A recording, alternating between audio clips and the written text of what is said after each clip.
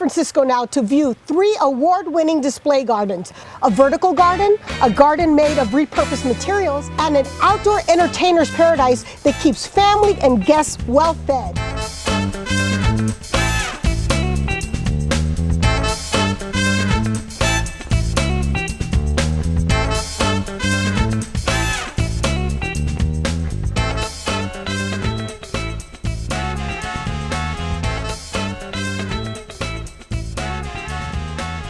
I'm here with Deborah Lee Baldwin, author of Designing with Succulents and Succulent Containers? That's right. Oh, my container gardens. I love it. It's a beautiful book. As the queen of succulents, what do you notice about the design here and how the plants are used?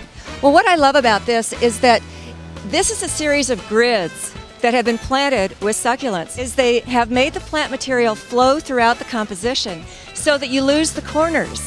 And it just looks like a big mosaic, a lovely living wall. Each of the succulents has such a sculptural shape. So it's like everywhere you look, you see the detail, you see a little living work of art. It's so beautiful. One of the things that really struck my eye was this lovely river of aeoniums that flows from the center of the wall down to the corner. Now, this is a special kind of aeonium. It's called Aeonium tabuliform, meaning like a tabletop because it's a very flat aeonium. Just up from the river, there's a patch of sunburst aeoniums, which are variegated cream and green with red on the tips. And one of my favorite succulents is the Graptopetalum paraguayense that is flowing up from that, and it's purple, and it's just a gorgeous, gorgeous succulent. Wow, that was a mouthful, Deborah. Are you impressed with her command of botanical Latin? This particular mural, there's 196 of these trays used, and each tray has about 2 plants per pocket, which is 90 plants or 19,000 plants in the tray.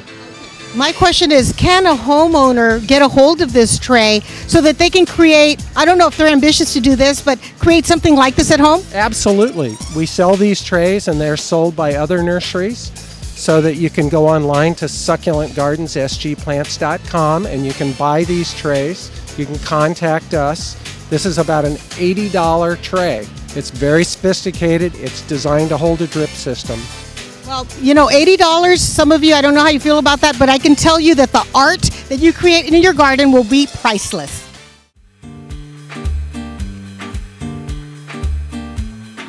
I'm with Andrea Hurd, now an award-winning designer here at the show. You got the Sunset Magazine Outdoor Living Award? Yeah, Sunset Magazine Western Living Award. All right, congratulations. There's a couple things I noticed about your garden design here that really caught my attention. And I mentioned one of them, which is the vegetable garden behind us. Tell us what's the thinking behind that and how you placed it. Well, the thinking behind it is that we've designed this garden to be friendly for families, and I know with my own kids, if I can get them to pick vegetables out of the garden directly, they're more likely to eat them. And so we've located the salad garden right close to the eating area so that children, families, anybody can just get up during the middle of the dinner or right before dinner and pick their own salad rather than you know, getting it on their plate. And for that reason, kids are much more excited about eating their vegetables.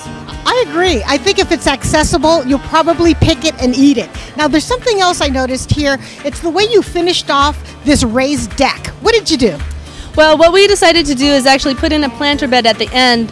The planter bed actually is designed to filter gray water from your washing machine, and then that water is then filtered through plant roots and then goes out into the rest of the garden. So we have a constructed wetland right at the end of our deck that will attract lots of beneficial insects and wildlife, but it also is a beautiful feature to add to the end of the deck and to just finish it off and make it look lovely. Good point. I love all the natural life. I love the finishing off, but nobody wants to look underneath your deck. So take a clue from Andrea. Thank you.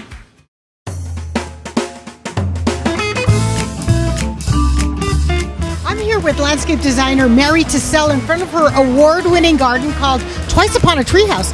Why Twice Upon a Treehouse? What does that mean? Well, I wanted to use salvage materials, things that could be repurposed for other uses. So throughout the walls, you'll see salvage pieces of different things, an old sewer pipe, radiator cores used in a new way. So In the treehouse, I combed the beaches and collected driftwood, salvage wood, pylons, pieces of metal, and those are used in the construction of the treehouse.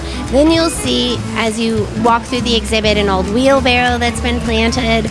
So throughout the exhibit, it's twice upon a treehouse, and it's a modern fairy tale, because we can actually do something beautiful from things that we used to think were not very useful anymore. What is the motif with the pond? Because I noticed you have a pond here as well. For me, a garden is not quite complete without water. And the pond could also be used as water collection. So the plants that you'll see around the pond are edibles and also water plants. You can approach your garden in many different ways. See things as they could be, recycled, repurposed materials, and create a garden that's both fanciful, practical, and beautiful. Are you eyeing your trash as potential landscape material now?